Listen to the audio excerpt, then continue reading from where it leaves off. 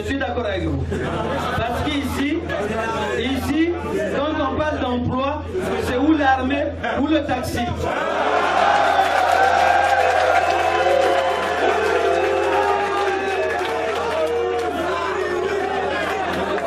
Moi, je suis venu devant vous. Je viens là devant vous pour vous demander de refuser la situation dans laquelle on vous met. Et vous avez le droit de refuser. Et c'est pour ça que je parle de système démocratique.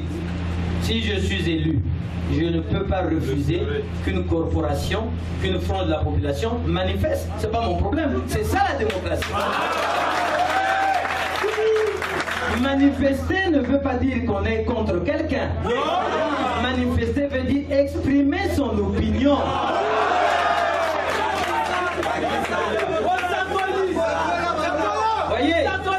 Voyez-vous, c'est pour ça que je reviens à la démocratie. Mais la démocratie, pour que ça s'établisse dans le pays, il faut que vous soyez debout. Vous avez vu la jeunesse burkinabèse à 2 reprises n'a pas pardon, je dirais n'a pas abdiqué.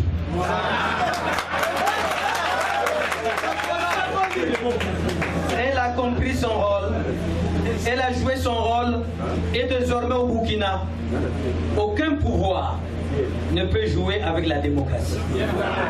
Parce qu'ils savent quand on joue à quoi cela peut amener. Est-ce que je me fais comprendre? Je ne dirais pas que notre jeunesse est moins que la jeunesse burkinabèse. Je ne me le permettrai pas, puisqu'elle a montré sa bravoure le 27 septembre et le 17 octobre à Pointe-Noire. Donc elle peut encore se lever.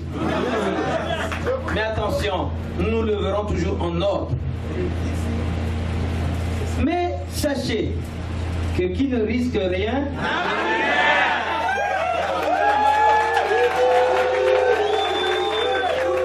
parce que il y en a qui pensent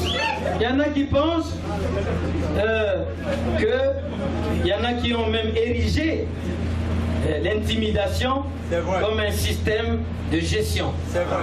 Mais l'intimidation, mais on avait dit à la conférence nationale, plus jamais le pouvoir au bout du fusil. Vous avez déjà vu une armée qui a vaincu son peuple?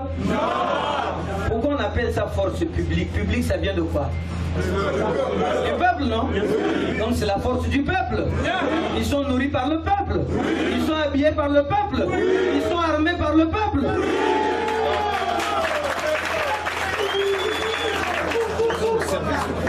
Ils sont à votre service. Et j'étais en train de donner des solutions sur l'emploi, une bonne éducation. Et alors on doit mettre, quand on a écrit 40% du budget de l'État, mais il doit être consacré à l'éducation. Et tout le monde doit en être conscient. Il faut revaloriser la fonction d'enseignant. On ne peut pas permettre que dans un pays, dès qu'on est aux impôts, on vit bien. Dès qu'on est aux douanes, on vit bien. Dès qu'on est à l'enseignement ou à la santé, on ne vit plus bien. Un pays sérieux, ça doit être Bac plus 2, Bac plus 4, Bac plus 5, Bac plus 7, Bac plus 9. Et en fonction de ça, vous avez le salaire.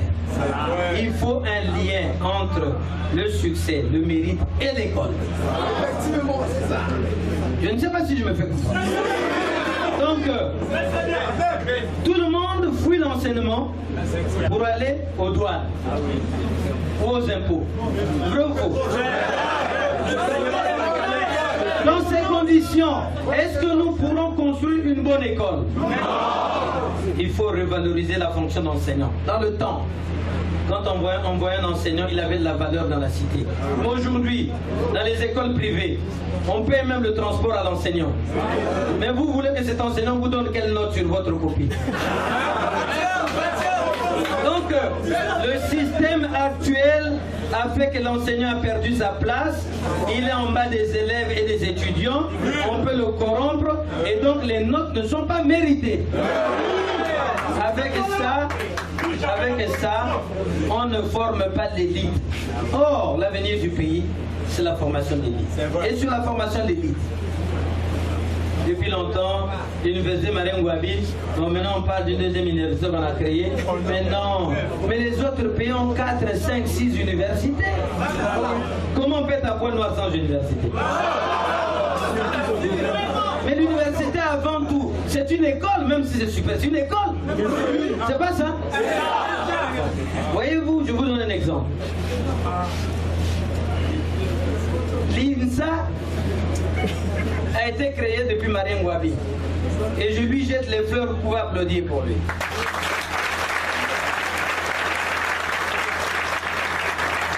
Lui, il avait compris la nécessité pour la santé publique de former des médecins au plan local.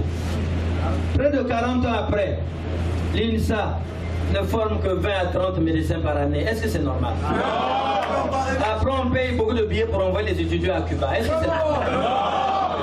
Ça coûte quoi de mettre beaucoup de salles et de sortir 300 médecins par année? Bien formés.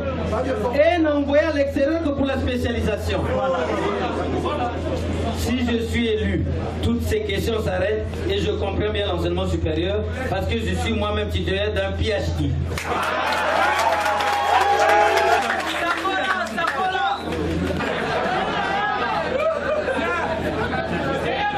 Sur l'emploi, nous donnerons des opportunités dans tous les arrondissements, ce qu'on appelle les maisons des jeunes et de l'emploi. À quoi cela va servir? Ce seront des conseillers à l'emploi, des conseillers à la formation professionnelle qui vont accompagner, qui seront les partenaires de la jeunesse pour les accompagner à affronter l'avenir sans avoir peur. Parce qu'il y a des gens, comme s'il a le bac, ou il a raté le bac, surtout quand tu rates le bac 3 fois, tu penses que tu es un rebut de la société, que tu ne sers plus à rien. Alors que tu sers à quelque chose. Comme a dit Martin Luther King, il n'y a pas de sot.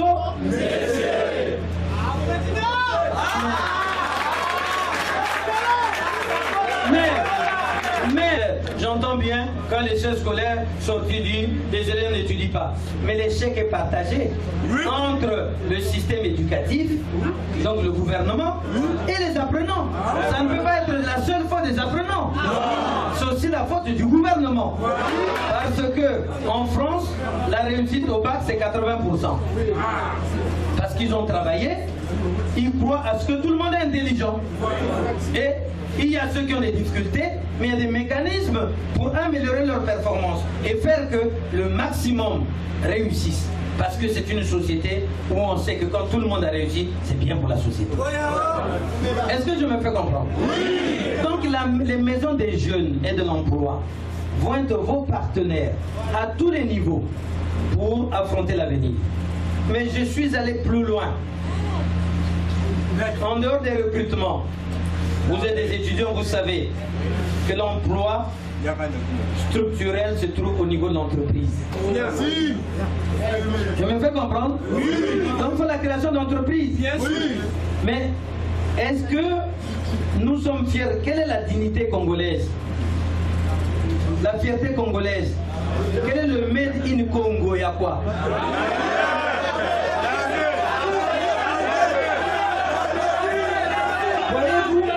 Parce que on met la cravate, on met tout. Quelle est la fierté d'être congolais? Qu'est-ce que vous pouvez vendre aux autres? Souvent je nous vois, nous moquer, les rois. Mais nous on a quoi de plus? Peut-être qu'ils fabriquent même beaucoup plus, non? Vrai ou faux? Moi je pense que il y a l'emploi. Parce que nous ne fabriquons rien. Même dans le temps, il y avait Sotesco. Mais il faut d'abord produire même ce qu'on mange. Vous n'avez pas honte qu'on mange ce que nous ne produisons pas. L'autosuffisance, c'est un slogan. Moi, je parlerai de sécurité alimentaire.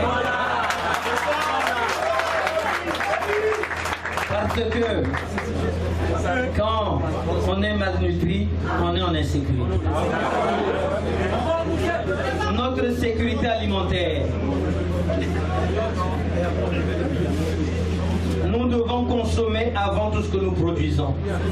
Et nous avons la chance, savez-vous, que le pays que je venais de citer, le Burkina Faso, il est dans le désert. Ils ont parfois 2 mois seulement de pluie sur toute l'année. Mais si tu vois la production, ça importe la